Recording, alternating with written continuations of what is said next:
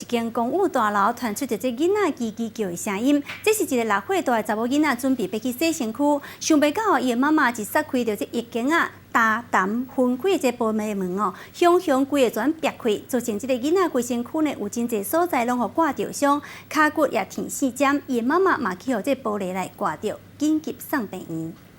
然后我进去用左手开门，然后整个玻璃就往他那里喷发。简单轻轻啊，甲摔一个尔，这个细分输经的玻璃门，煞规个安尼破去，玻璃规个脆糊糊，甲坐伫个这个浴槽内底查某囝嘛有甲挂着伤。我就跟他讲，你不要动，会手受伤也是因为他刚好头这样，如果他脸朝我的话，应该也都是很惨。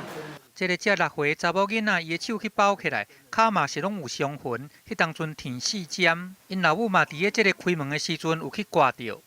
你说不要哭，他在玻璃堆里面。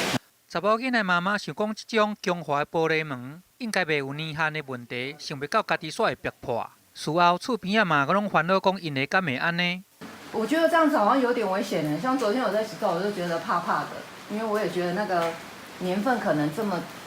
差不多是这个对13年。即马玻璃门已经修理好势啊，看起来一切拢恢复平常。不过疫情啊，煞来成做上危险的所在，对这对母女来讲，要是心内惊惊有碍尿。记者综合报道。